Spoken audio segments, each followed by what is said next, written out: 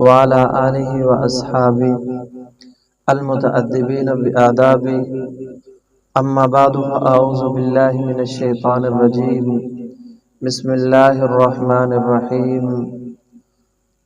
قل إن كنتم تحبون الله فاتبعوني يحببكم الله.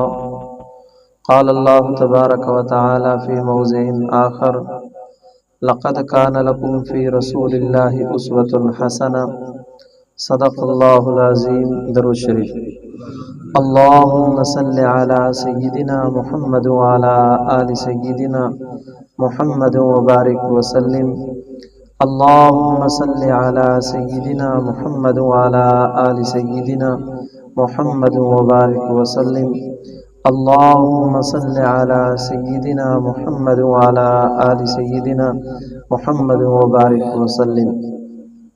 میں اور آپ اس خانقاہ کے ماہانہ مجلس ذکر کے پروگرام میں جمع ہیں. دعا فرمائیں کہ حق جل شانہ ہم سب کو ہماری خانقاہ شریف، خانقاہ مالکیہ نقشبندیہ ایک مینار مسجد خانوال کا فیض نصیب فرمائے اور ہماری بڑی خانقاہ شریف کو اللہ رب العزت قیامت تک شاد اور آباد رکھے، ہر طرح کے فتنوں سے محفوظ فرمائے، شریروں کی شرارت اور حاسدین کے حسد سے اللہ رب العزت ہمارے حضرت جی کو بھی اور ہمارے حضرت کی پیاری خانقاہ کو بھی محفوظ فرمائے. ربیع الاول کا مہینہ ہے. اس ماہ مبارک کی مناسبت سے چند بنیادی باتیں آپ حضرات کے سامنے نبی اکرم صلی اللہ علیہ وسلم کی ذات اقدس کے حوالے سے بیان کرنے کا ارادہ ہے. دعا فرمائیں کہ حق جل شانہ مجھے اپنے معروضات صحیح طور پر بیان کرنے کی اور ہم سب کو سمجھنے اور عمل کرنے کی توفیق نصیب فرمائے. میں بلا تمہید اپنی گفتگو کو شروع کرتا ہوں. میں اور آپ جب نماز پڑھتے ہیں تو نماز کے اندر ایک امام ہوتا ہے اور اس کے پیچھے کئی مقتدی ہوتے ہیں. امام نماز پڑھاتا ہے، مقتدی اس امام کی اقتداء کرتے ہیں. جس طرح امام کرتا ہے مقتدی اسی طرح کرتا چلا جاتا ہے. امام رکوع میں تو مقتدی فوراً رکوع میں، امام سجدے میں مقتدی فوراً سجدے میں، امام تشہد میں مقتدی فوراً تشہد میں، امام سلام پھیرتا ہے تو مقتدی بھی فوراً سلام پھیر دیتا ہے.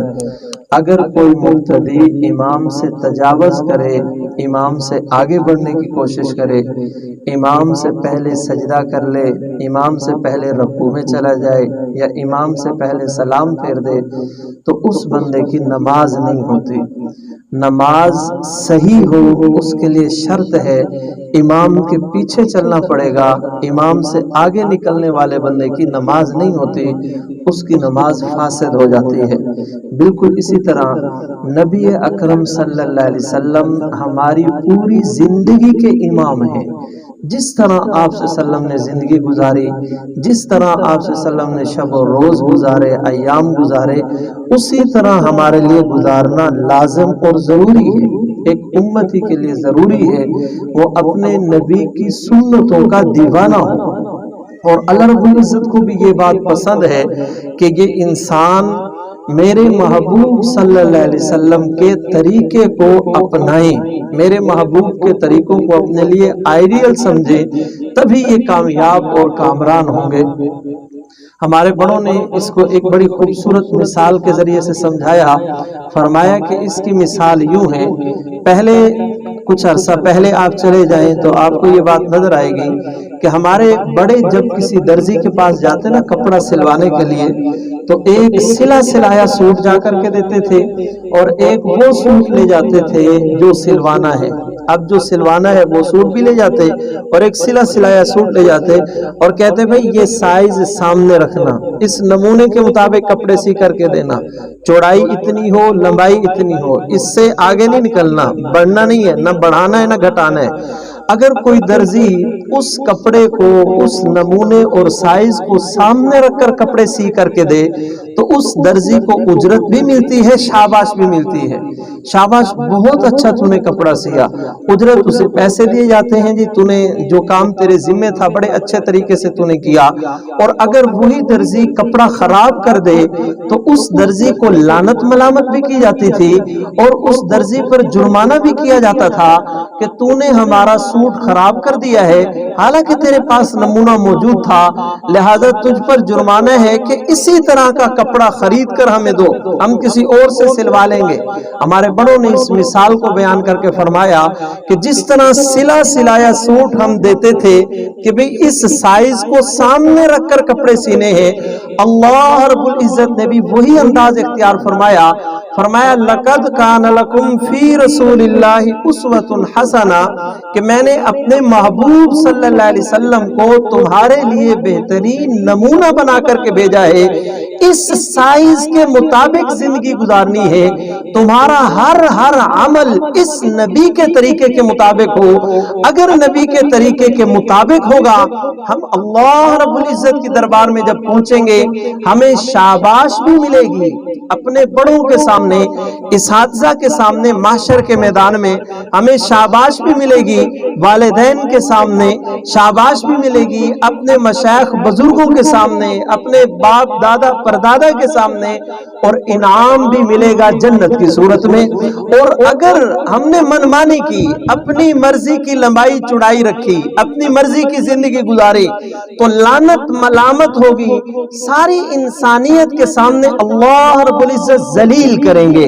یاد رکھو یہ بات حقیقت ہے کہ اللہ پاک ستار الذنوب ہیں، گناہوں پر پردہ ڈالنے والے ہیں اور انسان کو حکم بھی دیتے ہیں، لیکن یہ بات جو مشہور ہے نا عوام میں کہ قیامت کے دن ماں کے نام کے ساتھ پکارا جائے گا، باپ کے نام کے ساتھ نہیں پکارا، یہ جھوٹ ہے، یہ جھوٹ ہے، یہ عورتوں کے فتوے ہیں جو گھروں میں عورتیں عموماً جو دل میں آیا بس اسی کو فتویٰ بنا دیا۔ نہ، اللہ رب العزت قیامت کے دن جہاں اپنے نیک بندوں پر پردہ ڈالیں گے نا وہاں بہت سارے بندوں کو ننگا بھی کریں گے۔ حدیث پاک میں آتا ہے زانی آدمی کی شرمگاہ اس کی پیشانی پر لٹکی ہوئی ہوگی، حدیث پاک میں آتا ہے کہ زانی خواتین کے پستان سے پیپ بہتی ہوگی اور وہ سارے معاشرے کے سامنے ذلیل اور رسوا ہو رہی ہوں گی، یہ احادیث مبارکہ میں موجود ہے۔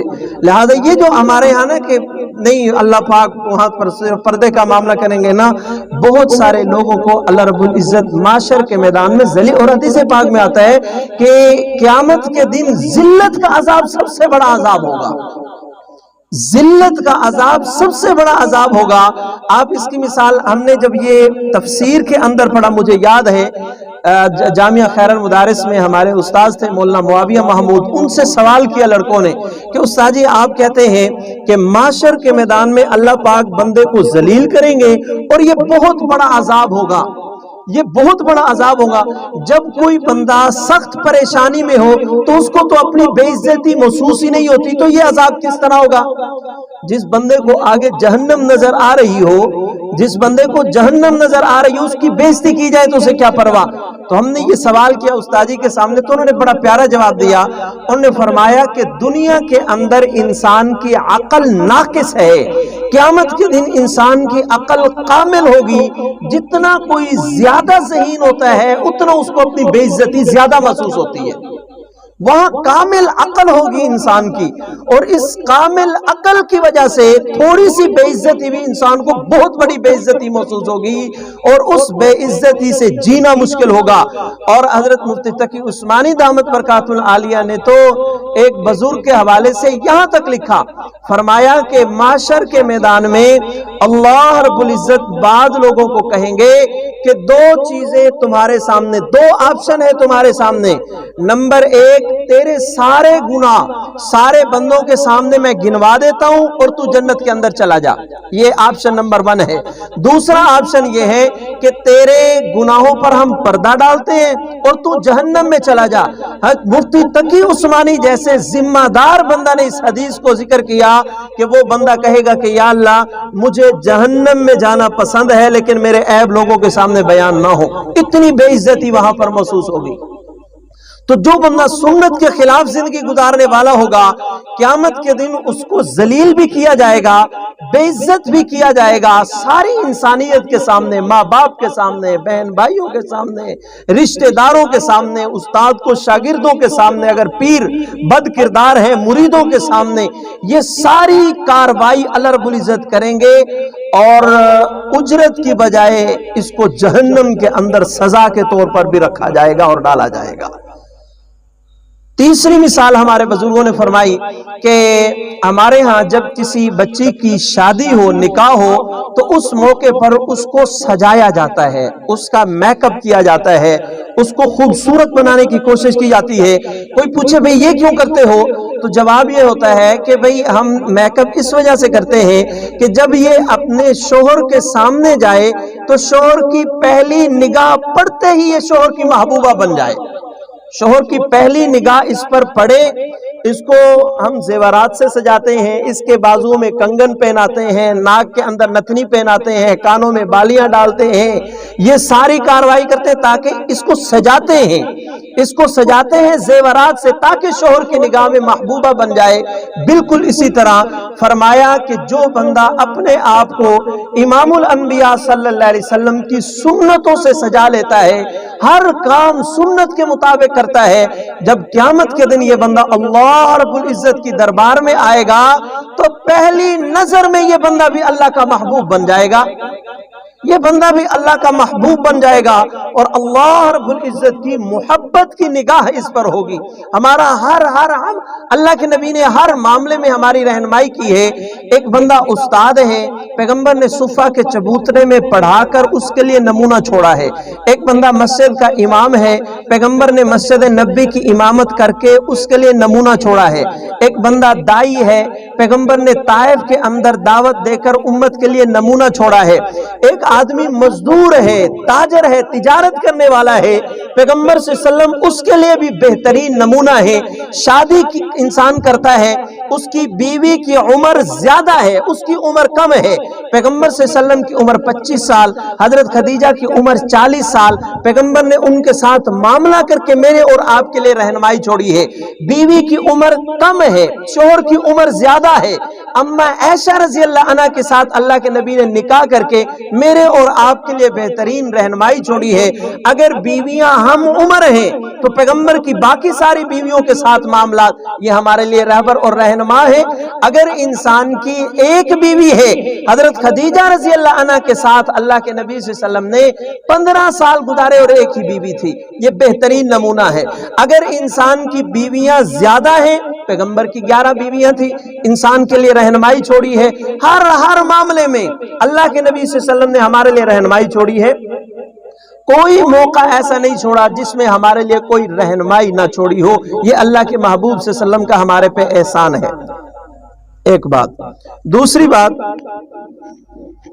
سنت کے حوالے سے ایک بات یاد رکھیں، میں اکثر ایک مثال بیان کیا کرتا ہوں کہ کسی نیک بندے کی نقل کرنا جان بوجھ کر یہ تو فائدہ مند ہے ہی، اگر انجانے میں کوئی کسی نیک بندے کی نقل اختیار کر لینا تو اس سے بھی فائدہ ہوتا ہے، اور اسی طرح برے لوگوں کی نقل کرنا جان بوجھ کر یہ تو نقصان دہ ہے، پکی بات ہے، لیکن اگر انجانے میں کوئی برے لوگوں کی نقل اختیار کرتا ہے تو یہ بھی نقصان سے خالی نہیں ہے۔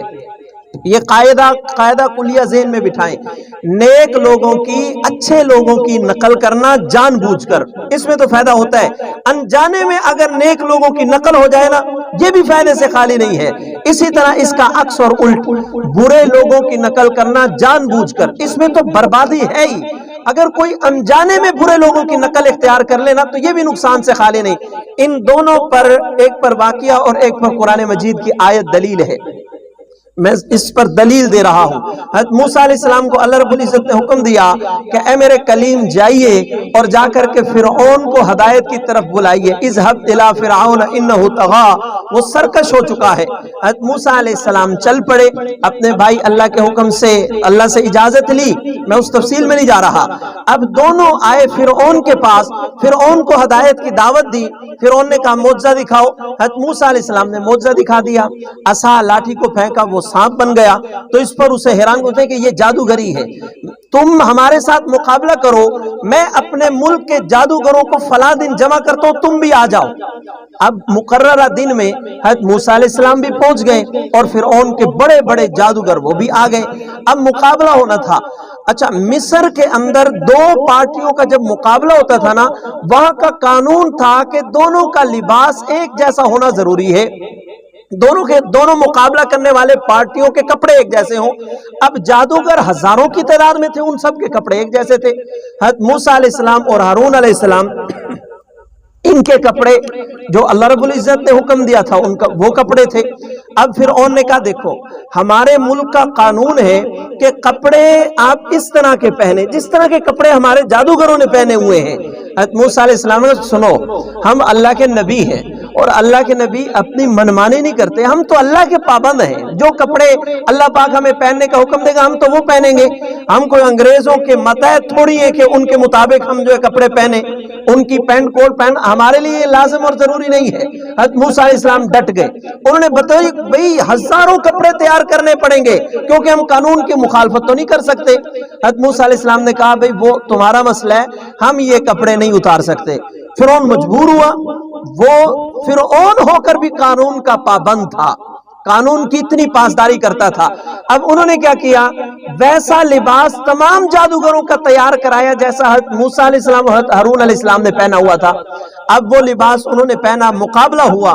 مختصر یہ کہ ان جادوگروں کو ہدایت مل گئی اور وہ سارے جادوگر مسلمان ہو گئے۔ حضرت موسیٰ علیہ السلام نے اللہ رب العزت سے سوال کیا، مفسرین نے لکھا ہے کہ حضرت موسیٰ علیہ السلام نے پوچھا یا اللہ تو نے مجھے بھیجا تھا فرعون کی طرف، اذهب الى فرعون انه طغى، کہ جاؤ فرعون کے پاس وہ سرکش ہو گیا ہے، ہدایت جادوگروں کو کیوں ملی ہے؟ تو اللہ رب العزت نے فرمایا کہ موسیٰ تم دیکھتے نہیں ان جادوگروں نے وہ کپڑے پہنے ہیں جو کپڑے میرے دو محبوب بندوں نے پہنے ہوئے ہیں، یہ ان کا کپڑے پہننے کا عمل مجھے اتنا پسند آیا ہے کہ اس کی برکت سے میں نے انہیں ہدایت سے نواز دیا ہے۔ یعنی انہوں نے یہ کپڑے جان بوجھ کے نہیں پہنے تھے بلکہ مقابلہ کرنے کے لیے پہنے تھے، لیکن مشابہت ہو گئی۔ اب یہ انجانے میں مشابہت تھی، یہ بھی فائدہ مند ثابت ہوئی اور اللہ رب العزت نے ان کو ہدایت عنایت فرما دی۔ اور اس واقعے کا ذکر اللہ پاک نے اپنی پیاری کتاب قرآن مجید کے اندر کیا ہے۔ بالکل اس کا الٹ بھی، اگر برے لوگوں کی نقل اختیار کرے بندہ جان بوجھ کر، یہ تو خطرناک ہے۔ اللہ کے نبی نے فرمایا جو بندہ جس قوم کی نقل اور مشابہت اختیار کرے گا قیامت کے دن اس بندے کا حشر اسی قوم کے ساتھ ہوگا۔ یہ اللہ کے نبی صلی اللہ علیہ وسلم کی حدیث ہے، آپ صلی اللہ علیہ وسلم کا فرمان مبارک ہے۔ جان بوجھ کر برے لوگوں کی نقل اختیار کرنا یہ تو نقصان دہ ہے ہی، اگر انجانے میں برے لوگوں کی نقل ہو جائے، مشابہت اختیار ہو جائے تو یہ بھی نقصان سے خالی نہیں ہے۔ حکیم الامت حضرت مولانا اشرف علی تھانوی رحمۃ اللہ علیہ نے اپنی ایک کتاب کے اندر بڑا عجیب واقعہ لکھا ہے۔ فرمایا کہ ایک دفعہ ایک نوجوان ہندوؤں کی بستی سے گزرا، یہ اس موقع کا واقعہ ہے جب پاک و ہند اکٹھے تھے، ہندوستان پاکستان اکٹھے تھا اور اس وقت بستیاں ہوتی تھی، یہ سکھوں کی بستی ہے، یہ مسلمانوں کی بستی ہے، یہ ہندوؤں کی، زیادہ لوگ جو ہوتے ان کی طرف ان کی نسبت کر دیتے تھے۔ وہ ہندوؤں کی بستی سے گزرا، اللہ کی شان جس وقت وہ ہندوؤں کی بستی سے گزرا وہ ہندوؤں کا ہولی تہوار تھا۔ جس طرح ہمارے عید کے ایام ہوتے ہیں، ہندوؤں کا ہولی تہوار ہوتا ہے، اس میں وہ ایک دوسرے پر رنگ پھینکتے ہیں۔ اب یہ نوجوان ہندوؤں کی بستی سے گزرا، دیکھا کہ وہ سارے ایک دوسرے پر رنگ پھینک رہے ہیں۔ گزرتے ہوئے جب یہ باہر نکلا تو بستی کے باہر اس نے دیکھا کہ ایک درخت کے نیچے ایک گدھا بندھا ہوا ہے، ایک درخت کے نیچے گدھا بندھا ہوا ہے، اس کے منہ کے اندر پان تھا اور پان والا تھوک تھا۔ جب یہ گدھے کے قریب گیا تو از راہ مذاق کرتے ہوئے اس نے اس گدھے پر تھوک پھینکا اور کہا کہ سارا ہندوستان ہولی تہوار منا رہا ہے، کیوں نہ تو اور میں بھی ہولی تہوار منا لے۔ مذاق کے اندر یہ بات کی اور چلا گیا۔ اللہ کی شان وقت گزرتا رہا، اس بندے کا انتقال ہو گیا۔ انتقال کے بعد کسی کو خواب میں ملا، خواب دیکھنے والے نے پوچھا بھئی آپ تو بڑے نیک تھے، عبادت گزار تھے، اللہ رب العزت نے آپ کے ساتھ کیا معاملہ کیا؟ تو یہ بندہ رو پڑا، خواب کے اندر رو کر کے کہنے لگا نیکیاں تو بہت تھی میرے نامہ اعمال میں، جب میں اللہ رب العزت کی دربار میں پہنچا تو اللہ رب العزت نے مجھ سے پوچھا کیا تجھ تک میرے محبوب کا یہ فرمان نہیں پہنچا تھا کہ جو بندہ جس قوم کی نقل اختیار کرتا ہے اس کا حشر اسی قوم کے ساتھ ہوتا ہے؟ تو میں نے عرض کی کہ باری تعالیٰ مجھ تک پہنچی تھی یہ خبر کہ جو بندہ جس قوم کی نقل اختیار کرے اسی کے ساتھ اس کا حشر ہوتا ہے۔ تو فرمایا کہ میرے سامنے ریل چلا دی گئی، مجھے وہ منظر دکھا دیا گیا کہ میں گدھے پر تھوک پھینکتے ہوئے کہہ رہا ہوں، گدھے پر تھوک ڈالتے ہوئے کہہ رہا ہوں چلو گدھے صاحب سارا ہندوستان ہولی تہوار منا رہا ہے، کیوں نہ تو اور میں بھی ہولی تہوار منا لے؟ اس وجہ سے اللہ رب العزت نے اس کے لیے جہنم کا فیصلہ فرما دیا۔ اب اس نے جان بوجھ کر ان کی نقل اختیار نہیں کی، کوئی عقیدے کے طور پر ان کی نقل نہیں کر اتار رہا تھا، لیکن انجانے میں نقل ہو گئی۔ یہ نقل اللہ رب العزت کو اتنی ناپسند گزری کہ اللہ رب العزت نے بعد والے لوگوں کو خواب کے اندر بتا دیا، اس بندے کو دنیا کے اندر ذلیل اور رسوا کر دیا گیا۔ تو اتنی خطرناک ہے۔ ہم مسلمان ہیں، کلمہ گو ہیں، ہمارا ہر عمل امام الانبیاء صلی اللہ علیہ وسلم کے مبارک طریقوں پر ہونا چاہیے۔ ایک مومن کی یہ شان ہے کہ وہ سنتوں کا دیوانہ ہونا چاہیے۔ ایک مسلمان کی یہ شان ہے کہ وہ سنتوں کا دیوانہ ہو، سنتوں پہ مر مٹنے کا جذبہ ہو۔ آج ہماری حالت بڑی عجیب ہے۔ صحابہ کرام کا ایک مزاج تھا، جب صحابہ کوئی کام کرنے لگتے نا، لوگ کہتے بھئی یار یہ کیوں کر رہے ہو؟ تو صحابہ کہتے تھے بھئی یہ ہمارے نبی کی سنت ہے۔ صحابہ کہتے تھے بھئی یہ ہمارے نبی کی سنت ہے۔ کیا مطلب؟ سنت ہے اس وجہ سے ہم نہیں چھوڑ سکتے۔ ہمارا معاملہ کیا ہے؟ ہم سنت کو جب چھوڑتے ہیں، کوئی پوچھے یار آپ نے یہ سنتیں چھوڑ دی، تو یار کیا ہے سنت ہی ہے نا۔ صحابہ پڑھتے تھے یہ سوچ کر کے یہ سنت ہے، ہم چھوڑتے ہیں یہ سوچ کر کے یہ سنت ہے۔ صحابہ کی اور ہماری سوچ میں کتنا فرق آ چکا ہے۔ ہمارے حضرت بڑا پیارا جملہ ارشاد فرماتے ہیں، حضرت نے ایک موقع پر فرمایا کہ ہاں ہے تو سنت، لیکن یہ جو تیرا انداز ہے نا کہنے کا، سنت ہی ہے نا، یہ حقارت والا انداز ہے، یہ انداز بندے کو ایمان سے بھی خارج کر سکتا ہے۔ صحابہ کیسے تھے؟ وہ سنتوں کے دیوانے تھے۔ بلکہ میں یوں کہوں گا سنت کی دو قسمیں ہیں، سنت عادت، سنت عبادت۔ سنت عبادت جن کاموں، جن اعمال میں سنت کو اختیار کرنے سے ثواب ملتا ہے۔ سنت عادت پیغمبر صلی اللہ علیہ وسلم کا مزاج بن چکا تھا، وہ سنت پیغمبر کے صحابہ نے سنت عبادت پر بھی عمل کیا، سنت عادت پر بھی عمل کیا۔ بلکہ اس سے بڑھ کر کہتا ہوں صحابہ وہ ہیں جنہوں نے اتفاقی عمل جو آپ سے سلم سے ہو گیا، نہ چاہتے ہوئے ہو گیا، صحابہ کرام نے اس میں بھی امام الانبیاء کی اقتدا کی۔ آپ حیران ہوں گے، نبی اکرم صلی اللہ علیہ وسلم کے صحابی سیدنا فاروق اعظم رضی اللہ عنہ ایک مرتبہ امیر المومنین ہے، وقت کے خلیفہ ہیں، اپنے دوستوں کے ساتھ جا رہے ہیں ایک جگہ پر، راستے میں گزرتے ہوئے ٹھوکر کھائی، گر گئے، پیشانی مبارک زمین پر لگی، پتھر پر لگی اور خون کا فوارہ نکل آیا۔ ساتھ والوں نے پوچھا کہ امیر المومنین نہ تو یہاں پر کوئی گڑھا ہے اور نہ ہی کوئی پتھر کہ جس سے ٹھوکر کھا کے گرنے کے کوئی چانس ہو، بلکہ ہمیں تو یوں محسوس ہوتا ہے کہ آپ جان بوجھ کر گرے ہیں۔ تو حضرت عمر رضی اللہ عنہ کا جواب سنو اور میں اور آپ اپنے گربان میں جھانک کر کے دیکھیں کہ ہم بھی امتی ہیں، ہم بھی امتی ہیں۔ حضرت عمر رضی اللہ عنہ نے آنکھوں میں آنسو نکل آئے، فرمایا ہاں میں جان بوجھ کے گرا ہوں۔ سائل نے کہا حضرت کیا مطلب جان بوجھ کے بھی کوئی گرتا ہے؟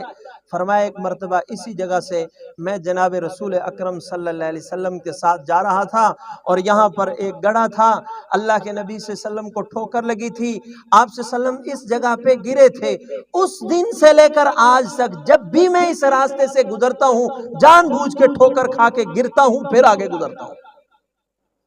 اب یہ کوئی ایسی سنت نہیں تھی کہ اگر حضرت عمر اس پہ عمل نہ کرتے تو گناہگار ہو جاتے، نہ، ایسا کوئی معاملہ نہیں ہے۔ لیکن ان کا عشق دیکھیے، ان کی محبت دیکھیے، جب باپ ایسے ہو پھر اولاد بھی اسی طرح کی ہوتی ہے۔ انہی کے صاحبزادے حضرت عبداللہ بن عمر رضی اللہ عنہما بہت بڑے علم کے میدان میں صحابی رسول ہیں، لیکن علم کے میدان میں انہوں نے بڑا کام کیا، بڑے بڑے تابعین ان کے شاگرد تھے۔ حضرت عبداللہ بن عمر رضی اللہ عنہما زندگی کے آخری حصے میں اپنے شاگردوں کے ساتھ ایک راستے سے گزر رہے تھے، شاگردوں سے فرمایا ایک طرف ہو جاؤ۔ شاگرد سمجھ گئے کہ حضرت کو شاید رفع حاجت کی ضرورت پیش آئی ہے، سارے شاگرد ایک طرف ہو گئے۔ حضرت عبداللہ بن عمر نے دائیں اشارہ کیا، بائیں اشارہ کیا، آگے اشارہ کیا، پیچھے اشارہ کیا، اور اس انداز میں بیٹھ گئے جس طرح کوئی رفع حاجت کے لیے بیٹھتا ہے۔ اب تھوڑی دیر کے بعد اٹھے اور کھڑے ہو کے ان کو اپنے پاس بلایا. اب وہ دیکھ رہے ہیں بھئی ہمیں یہاں کیوں بلا رہے ہیں, یہ تو نامناسب ہے, جہاں انہوں نے رفع حاجت کی اسی جگہ بلا رہے ہیں. لیکن استاد کا اصرار تھا, مجبوراً شاگرد آئے. لیکن حیران ہو گئے کہ وہاں پر کوئی بول براز نہیں ہے, کوئی گندگی کا نشان موجود نہیں ہے. تو انہوں نے کہا کہ استاد جی یہ اس کا کیا مطلب, بلکہ آپ نے بڑی عجیب کہ کبھی دائیں اشارہ کر رہے ہیں, کبھی بائیں, کبھی آگے کبھی پیچھے, اور جبکہ یہاں پر کوئی بول براز کا کوئی نشان ہی نہیں ہے. تو حضرت عبداللہ بن عمر رضی اللہ عنہما نے عجیب جواب دیا. فرمایا کہ اسی راستے سے ایک مرتبہ ہم اللہ کے نبی صلی اللہ علیہ وسلم کے ساتھ گزر رہے تھے. آپ صلی اللہ علیہ وسلم نے ہمیں فرمایا ایک طرف ہو جاؤ.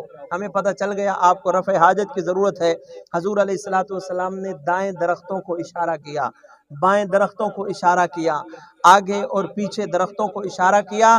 درخت زمین کو چیرتے ہوئے آئے اور انہوں نے باڑ بنا لی. اللہ کے نبی صلی اللہ علیہ وسلم نے یہاں پر رفع حاجت کی تھی.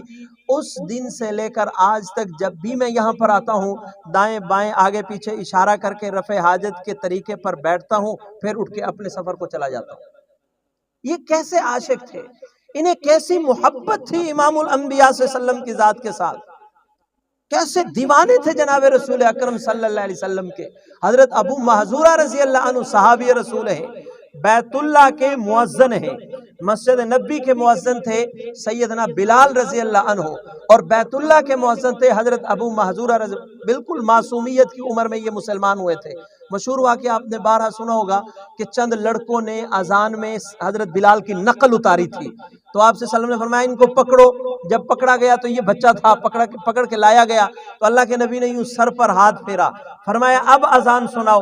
جب فرمایا نا اب اذان سناؤ, تو ابو محذورہ کے دل میں ایمان داخل ہو چکا تھا اور وہ پیغمبر کے دیوانے ہو گئے, مؤذن بنے. حضرت ابو محذورہ کے لمبے لمبے بال تھے, بہت لمبے. جب بیٹھنے لگتے تھے تو زمین سے ٹچ ہوتے تھے ان کے بال, مٹی لگ جاتی تھی.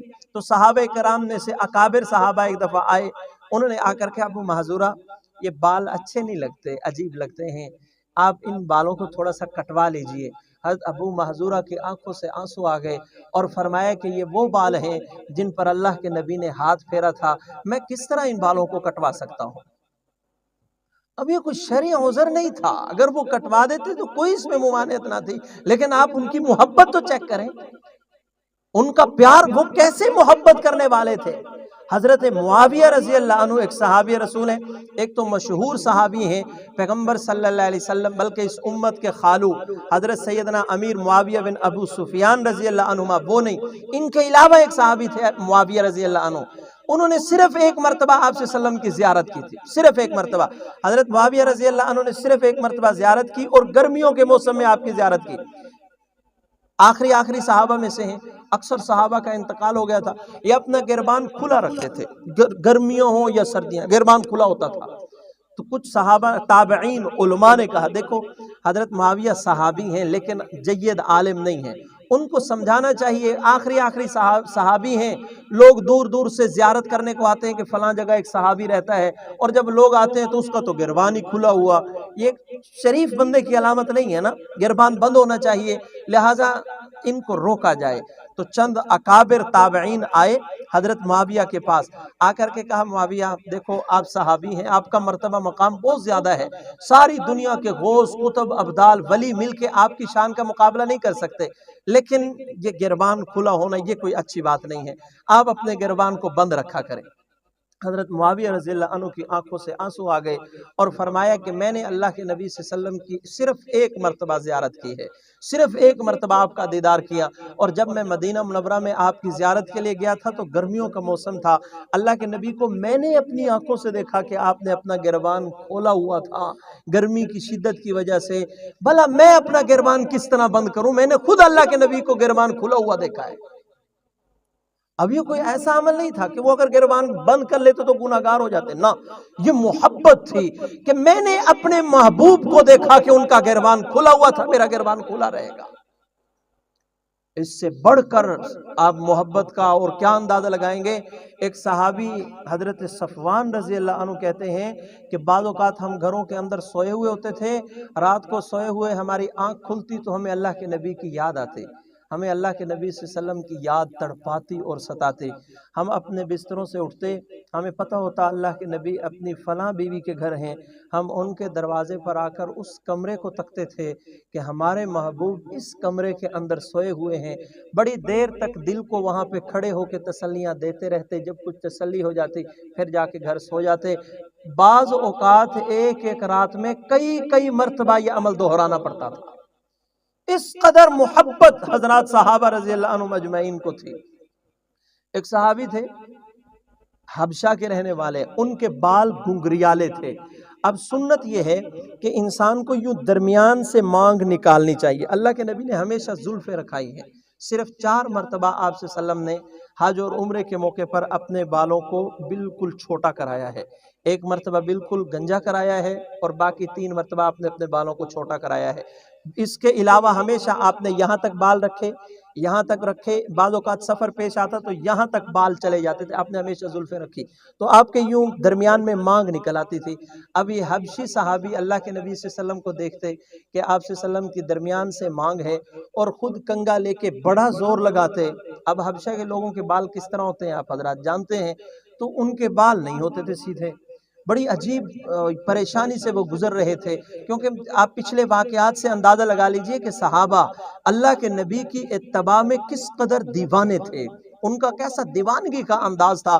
تو ابھی صحابی ایک مرتبہ سردیوں کا موسم تھا، آگ سیک رہے تھے اور اس نے اپنے خنجر کو آگ کے اندر رکھ دیا، اچانک خنجر اٹھایا اور یوں اپنے سر پر مارا اور سر کو زخمی کر دیا، خون جاری ہو گیا اور درمیان سے یوں لکیر بن گئی۔ جلدی سے صحابہ نے کپڑا اٹھایا، اس کے اوپر رکھا، کیا ہو گیا تجھے، تم دیوانے ہو گئے، پاگل یہ کیا کر رہے، اپنے سر کے اوپر اپنے آپ کو زخمی کر رہے ہو، کیا ہوا تمہیں؟ تو وہ خاموش رہے۔ جب اس کے زخم کو کچھ افاقہ ہوا تو صحابہ نے آ کر کے یہ کیا تھا، تو رو کر کے کہنے لگے میں دوسروں کو دیکھتا ہوں وہ اللہ کے نبی کی طرح اپنے بالوں کو بناتے ہیں، لیکن میں نہیں بنا پاتا تھا، یہ زخم بھر جائے گا لیکن آج کے بعد میری بھی یہاں پر اللہ کے نبی کی طرح لکیر ہوگی۔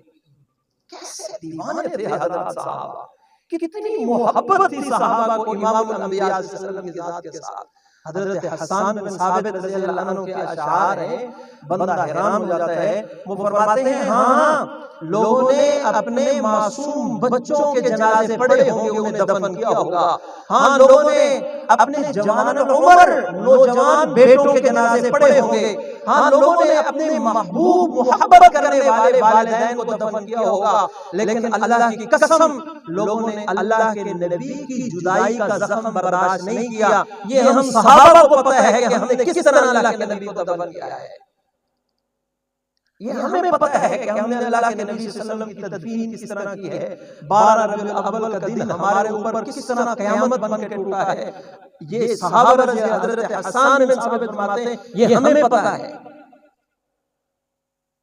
بہرحال اللہ کے نبی صلی اللہ علیہ وسلم کے عاشق تھے صحابہ، بڑا محبت کا تعلق تھا، پیار کا تعلق تھا، اور یہ حقیقت ہے کہ بعض اوقات صحابہ کرام کے جب واقعات پڑھے جاتے ہیں نا تو بندہ حیران ہوتا ہے کہ واقعتاً صحابہ نے کس طرح برداشت کیا ہوگا اس صدمے کو جب اللہ کے نبی صلی اللہ علیہ وسلم کا وصال ہوا ہوگا، جب اللہ کے نبی صلی اللہ علیہ وسلم کا انتقال ہوا ہوگا۔ یعنی روایات میں یہی آتا ہے سیدنا علی اور مرتضیٰ جہاں پہ بیٹھے تھے جب انہیں بتایا گیا بس وہ بالکل پتھر بن گئے اور اسی جگہ پہ بیٹھے تھے، کوئی سمجھ نہیں آ رہی کیا کریں کیا نہ کریں۔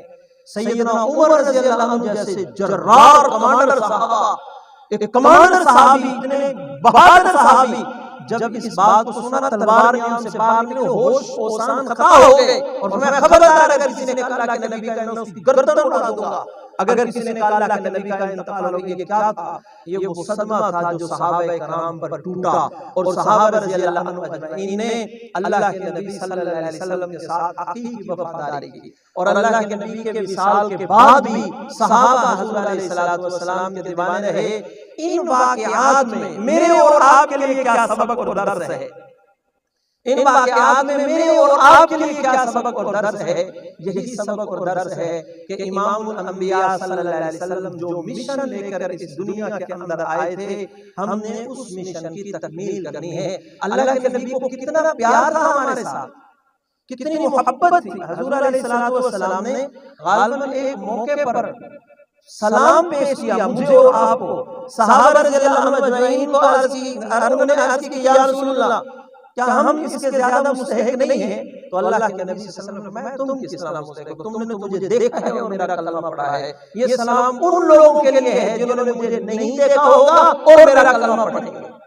وہ ہمارے ساتھ اس قدر محبت کرتے تھے، اس قدر پیار کرتے، یعنی آپ اندازہ لگائیں، صحیح تاریخ کی کتابوں میں یہ آتا ہے اللہ کے نبی پیدا ہوئے، پیدا ہوتے ہی سجدے میں چلے گئے، پیدا ہوتے فوراً سجدے میں چلے گئے۔ اما آمنہ فرماتی ہیں جب آپ صلی اللہ علیہ وسلم نے اپنا سر مبارک اٹھایا، میں نے دیکھا کہ لب مبارک ہل رہے ہیں، میں نے کان لگائے، اللہ کے نبی فرما رہے تھے اللہم صلی امتی، یا اللہ میری امت کو سلامت رکھنا، پیدا ہوئے امت کی سلامتی کی دعا کر رہے ہیں۔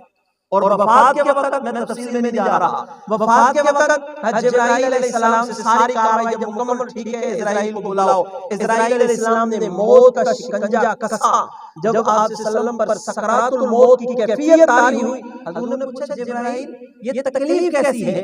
جبرائیل علیہ السلام نے عرض کی یا رسول اللہ یہ سکرات الموت ہے، موت کی سختی ہے۔ اللہ کے نبی صلی اللہ علیہ وسلم نے پوچھا اب یہاں پر دیکھو میرے اور آپ سے آپ صلی اللہ علیہ وسلم کتنی محبت کرتے تھے، آپ نے فرمایا یہ جو مجھے تکلیف ہو رہی ہے کیا میرے امتیوں کو بھی یہ تکلیف ہوتی ہے؟ حضرت جبرائیل علیہ السلام نے عرض کی کہ یا رسول اللہ آپ تو اللہ کے رسول ہیں، آپ کی امت کو اس سے بھی زیادہ تکلیف ہوتی ہے۔ روایات میں آتا ہے آپ صلی اللہ علیہ وسلم معصوم بچوں کی طرح سسکیاں لے لے کر رونے لگے، اور ایسا جملہ کہا حضرت جبرائیل علیہ السلام سے کہ یقیناً ایک ایسا امتی جس کے اندر سلیم الفطرت قلب اور دل موجود ہو، میں نہیں سمجھتا وہ یہ جملہ سن کر پھر بھی بے راہ روی کا شکار ہو، یہ جملہ سن کر اللہ کے نبی صلی اللہ علیہ وسلم سے بے وفائی کرے۔ کیا فرمایا؟ آپ نے فرمایا میرے امتیوں کو بھی تکلیف ہوتی ہے۔ ہاں یا رسول اللہ ہمیں زیادہ ہوتی ہے، آپ تو اللہ کے نبی ہیں۔ پیغمبر نے فرمایا جبرائیل اس طرح کرو کہ آج کے دن سے لے کر قیامت تک جتنے لوگوں کو موت آنی ہے ان سب کی تکلیف کو جمع کر کے وہ مجھ پر مسلط کر دو اور میرے امتیوں کو تکلیف نہ ہو۔ کتنی محبت کرنے والا نبی، کس قدر پیار کرنے والا نبی، کتنا وفادار نبی، کس قدر آپ صلی اللہ علیہ وسلم اس امت کو، درمیان کی یہ تو شروع کی زندگی، پیدا ہوتے ہی اللہم صلی امتی، جاتے ہوئے ان کی تکلیف مجھ پر مسلط کر دو۔ درمیان میں طائف کا سفر دیکھ لیجئے، درمیان میں غزوہ احد کے موقع پر جو کچھ ہوا وہ دیکھ لیجئے۔ حضور علیہ السلام کی محبت یقیناً ہم اس کا بدل آپ صلی اللہ علیہ وسلم کو نہیں دے سکتے، لیکن یارو عملی زندگی میں تو ہم داخل ہو سکتے ہیں۔ میرے آقا صلی اللہ علیہ وسلم نے فرمایا نماز میری آنکھوں کی ٹھنڈک ہے، جس امت کے لیے نبی اس قدر پریشان، وہ امتی نماز چھوڑ کر اپنے نبی کی آنکھوں کو تکلیف پہنچائے۔ آج کل آنکھوں کی ایک بیماری آ رہی ہے، ہر بندہ جو پڑھتے ہیں سوشل میڈیا پہ اس بیماری سے بچنے کی احتیاطی تدابیر کی پوری کوشش کرتے ہیں کہ کہیں یہ بیماری نہ لگ جائے۔ اپنے نبی کے بارے میں ہم کیا کر رہے ہیں؟ مفتی تقی عثمانی دامت برکات العالیہ نے اپنے خطبات کے اندر ایک واقعہ لکھا ہے کہ سعودی عرب کے ایک بہت بڑے اللہ والے تھے جو ہزاروں کی تعداد میں اللہ کے نبی صلی اللہ علیہ وسلم پر درود پڑھتے تھے روزانہ۔ ایک رات انہوں نے خواب کے اندر دیکھا کہ اللہ کے نبی صلی اللہ علیہ وسلم تشریف فرما ہے، آپ صلی اللہ علیہ وسلم کا گربان مبارک کھلا ہوا ہے اور یہاں پر زخموں کے نشانات ہیں، زخموں کے نشانات ہیں، اور چہرہ مبارک سرخ جس طرح کوئی بندہ شدت کی تکلیف میں ہو۔ میرے آقا صلی اللہ علیہ وسلم نے فرمایا، حدیث مبارکہ کا مفہوم ہے، جس بندے نے خواب کے اندر مجھے دیکھا اس نے مجھے ہی دیکھا، کیونکہ شیطان میری شکل نہیں بنا سکتا۔ شیطان کسی کی شکل میں بھی خواب کے اندر آ سکتا ہے، لیکن انبیاء کی شکل شیطان نہیں بنا سکتا۔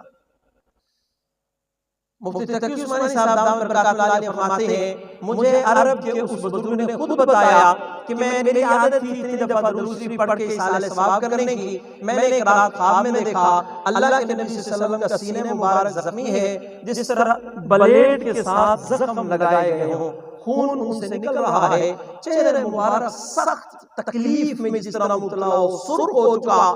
میں نے عرض کی کہ یا رسول اللہ یہ تکلیف کیسی؟ میرے آقا صلی اللہ علیہ وسلم نے فرمایا جب میرے امتی کوئی کام کرنے لگتے ہیں اور اس کام میں میرے طریقے اور میری سنت کو چھوڑ کر یہود و نصارہ یا کسی اور قوم کی نقل اختیار کرتے ہیں، ان کا وہ عمل خنجر بن کے میرے سینے پہ آ کے لگتا ہے۔ ہمارے ایک استاد تھے، وہ فرمایا کرتے تھے کہ جب تم شادی بیاہ کرو نا تو ڈھول والے کو نہ بلایا کرو۔ وہ استاد جی بڑے درد دل کے ساتھ یہ بات فرماتے تھے کہ یہ جو ڈھول پر تم وہ لاٹھی مارتے ہو نا کھینچ کے، یہ ڈھول کی چمڑی پر نہیں، اللہ کے نبی کے دل پر جا کر کے لگتی ہے۔ اور اس واقعے سے اس بات کی تصدیق ہو رہی ہے۔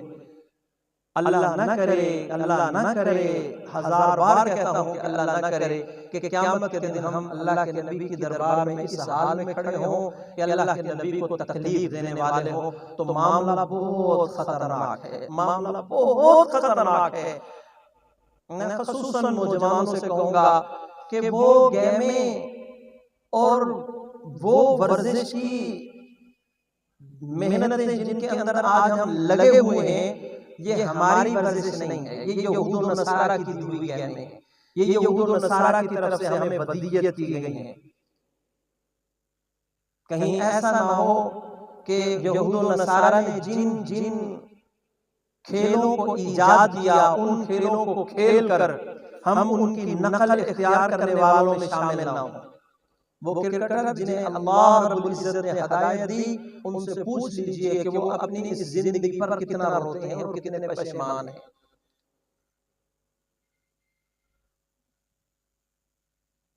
میرے دل کے اندر بہت ساری باتیں آ رہی ہیں، میں بہت احتیاط سے بات کر رہا ہوں، کوشش کر رہا ہوں کہ کوئی ایسی بات نہ نکلے جو آپ کی تکلیف کا باعث ہو۔ اس پر یہی کہوں گا کہ آپ بھی کچھ ایسا نہ کریں جو اللہ کے نبی صلی اللہ علیہ وسلم کی تکلیف کا باعث ہو، کوئی ایسا عمل نہ کریں۔ میرے یہ باتیں آخر میں نوجوانوں سے ہیں، بوڑھوں سے معذرت کے ساتھ، ایسا کوئی عمل نہ کریں۔ اللہ کی قسم، اللہ پاک نے ہمیں چھوٹی سی گیند اپنے بدن پر رگڑ کر پھینک کے اس کے پیچھے بھاگنے کے لیے پیدا نہیں کیا ہے۔ مسلمان ہو، بہت بڑے ہو تم، بہت بڑی شان ہے تمہاری، اللہ کے نبی کے امتی، امام الانبیاء کے آپ امتی ہو، جناب رسول اکرم صلی اللہ علیہ وسلم کا امتی ہونا یہ کم اعزاز نہیں ہے۔ انبیاء دعائیں کرتے رہے کہ یا اللہ ہمیں نبی بنانے کی بجائے آخری نبی کی امت میں پیدا کر دیتا تو ہم اس پر زیادہ خوش ہوتے۔ اس نبی کے امتی ہو کر چھوٹی سی گیند کے پیچھے بھاگے جا رہی ہیں، یہ تو ہماری کوئی شان نہیں ہے، یہ ہمارا مقام نہیں ہے، یہ ہمارا مرتبہ نہیں ہے۔ ہم اپنا مرتبہ اور مقام پہچانے، اپنی شان پہچانے۔ ہم امام الانبیاء صلی اللہ علیہ وسلم کی دعاؤں میں رہ چکے ہیں، ہمیں امام الانبیاء نے دعائیں دی ہیں، ہم ان دعاؤں کا مستحق اپنے آپ کو بنانے کی کوشش کریں۔ دعا ہے کہ حق جل شانہ ہمیں سمجھنے اور ہم سب کو ان باتوں پہ عمل کرنے کی توفیق نصیب فرمائے۔ وآخر دعوانا الحمدللہ رب العالمین۔ ختم